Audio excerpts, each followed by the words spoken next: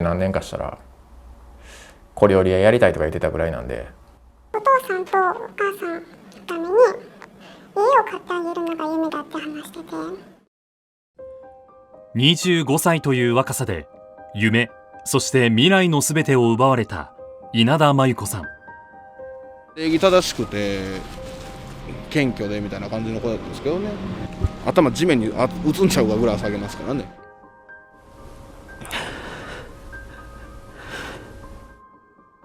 残された兄が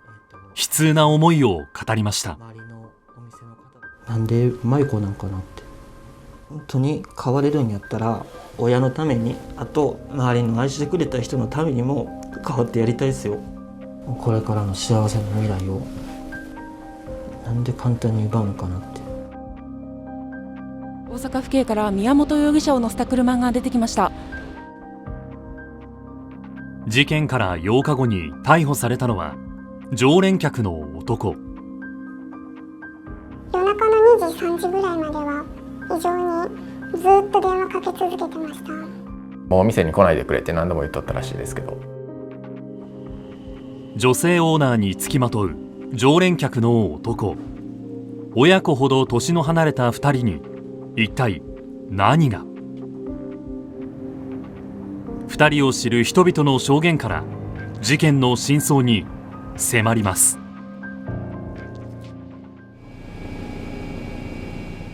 事件が発覚したのは今月14日の朝でした。現場は大阪市北区の JR 天満駅近くにある雑居ビル。5階に入るカラオケパブで店のオーナーの稲田真由子さんが変わり果てた姿で見つかりました。オーナーが血まみれで倒れている。稲田さんは店内の床に仰向けに倒れていました。発見時すでに心肺が停止していて、現場で死亡が確認されました。遺体の全身には鋭利な刃物による傷が合わせて十数箇所ありました。首の右に深い刺し傷があったほか、肺を貫通する傷や肝臓に達する傷も。また顔にはタオルのような布がかけられていました。犯行の一部始終が映っていた可能性のある店の中の防犯カメラは、遺体が見つかった際外されていました。事件が起きたのは遺体発見の3日前でした。被害者の稲田さんが11日の夕方、ビルの中へと入っていく様子が防犯カメラに映っていました。捜査関係者によりますと、稲田さんは普段食材の買い出しなどで何度か出入りしますが、この日は一度もビルから出てきませんでした。事件翌日に店を訪れた常連客は、5時半ぐらいですね、土曜日に行こうとしたら閉まってたという感じで、休むとき基本だからそのインスタグラムとかに本日休みますとかって書いてあった。11日の夜、一人で店の中にいた際に襲われ殺害されたとみられる稲田さん。今年1月、この店を開業したばかりでしたが、多くの客の憩いの場になっていました。若い人からその年配の人まで幅広く愛されてたと思うんですけど、個人個人で来てるお客さんとかいても、やっぱり隣同士で喋ったりとか、従業員含めて何人かで複数で喋ったりとか、普通にいい雰囲気のお店でしたけど、カラオケ行って飲んで楽しくするとこなんですけど、だんだんカラオケもできなくなったり、アルコールなしで金額も落としてやってたっていうのはすごいなって。稲田さんは客だけではなく従業員に対する気遣いも細やかだったそうです。すごく頑張り屋さんで、いつも自分のことよりも人のことを大事にしている子で、お客さんにも気遣いができるし、だからこそ女の子のことも一人一人大事にしてすごく考えてて、誠実で、裏表ないっていうんですかね。ツイッターで自分が店休みの時に食事行きましたってよく出してたんで、いい写真やねって送った時に向こうの方もお母さんをもう大事にしてくださいねって、そこまでいいのにって思うぐらいやってくれる結構まめな子でしたね。コロナ禍で時短営業を強いられる中、食事のメニューを増やすなどして店を切り盛りしていた稲田さん。一方、ある常連客についての悩みを周囲に打ち明けていました。 LINE とか電話がしつこいっていう人はそういう話は聞きましたし、まゆ自体はね嫌がってた面はあると思います。聞いた名前はひろしさんって言ってましたね。あんなに普通に笑顔で接する人間がまたこいつかみたいな顔をするから、よっぽど嫌だったんだろうな。稲田さんが別の店で働いていたおよそ4年前からの常連客だというひろしという男。この人物こそ稲田さんを殺害した疑いで逮捕された会社員の宮本浩志容疑者です。かなり神経がすり減るとは言っていて、かなり悩んでいる様子でした。前のお店の時からもうお店に来ないでって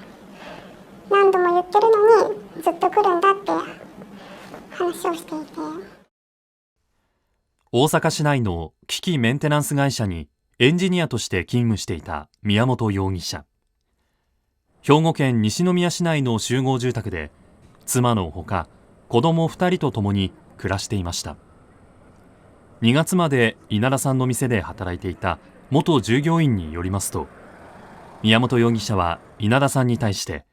異常な執着を見せていたといいます。まゆちゃんがいつもと違うと思った時に、まゆさんってすごい過剰に反応していました。まゆちゃんがつけているピアスは誰からもらったやつなの？特別なピアスなの？って私に聞いてきて、他の方はみんなまゆちゃんを応援してるって感じの好きだったんですけど、宮本容疑者はちょっと異常に執着しすぎてるというか、そんな素振りだったので。さらにこんな迷惑行為も。まゆちゃんに対しては夜中の2時3時ぐらいまでは異常にずっと電話かけ続けてました。大量の着信履歴の中に僕なんてダメな人間だよねとか、どうせ僕なんてみたいなちょっと思い詰めたような内容を送ってきてました。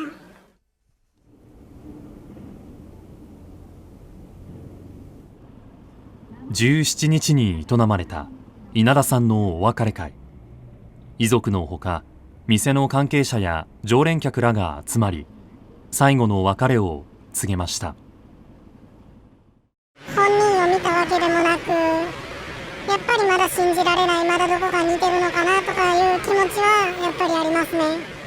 自分でお金貯めてやっと開いた店なのに、半年でもう多分無念やったやろなって。25歳という若さで人生を奪われた稲田さん。親しい友人や同僚には夢を語っていました。今の店も軌道乗って何年かしたら小料理屋やりたいとか言ってたぐらいなんで、親孝行もしたいし、自分の夢も頑張りたいって言ってて。自分の店をオープンするという夢を叶えたばかりだった稲田さん。次の夢に向かう途中での早すぎる死でした。稲田さんの兄祐介さんが悲痛な心の内を語りました。なんで舞子なんかなって、こんだけ人のことを、親のこともそうやし、周りの人にも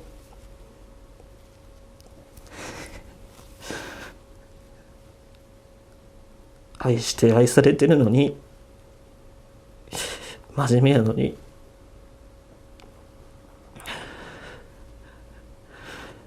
恥じることなんか一つもしてないのに、生き合う人に妹がいて、妹こんな子で妹すごいんですよって本当に自慢できる妹でしたね。家族思いだった稲田さん。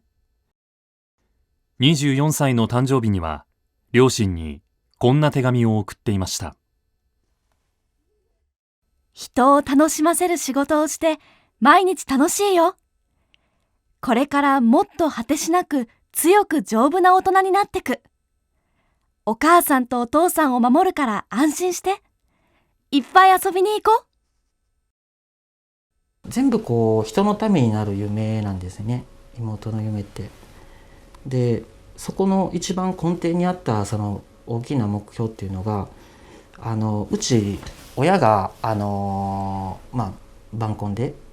その父親の方はその仕事で足を切ってしまってる状態で働けなくなって、家もすごい貧しいんですよね。そんな状況下やったんで、親のために家買うねんって言って、だから頑張ってるねんって、スロープついたお家買うねんって言って。夢を追い続けていた自慢の妹。命を奪った犯人に対しては、なんでそんなね、身勝手な感情で、身勝手な憎悪で、価値ある人間、これからの幸せな未来をなんで簡単に奪うのかなって。みんなも許せんし、両親も許せんし、俺も許せんですね。事件当日の夕方、宮本容疑者は稲田さんの店を訪れ、午後9時頃に稲田さんと別の従業員に見送られて店を出ました。その後、従業員が帰宅。ビルを出る宮本容疑者が防犯カメラに映っていたのは午後10時頃でした。警察は宮本容疑者が店を出た後、ビル内に潜み、従業員が帰宅するのを確認してから店内に一人でいた稲田さんを襲ったとみています。殺人容疑で警察に逮捕された際、宮本容疑者は、基本的にはやってないと思います。そしてその後の警察の取り調べに対しては、店には行ったけどやってない。事件当日に店を訪れたことを認めているものの、容疑を否認しています。警察は店内から見つかった稲田さんのスマートフォンを解析するなどして容疑の裏付けを進めています。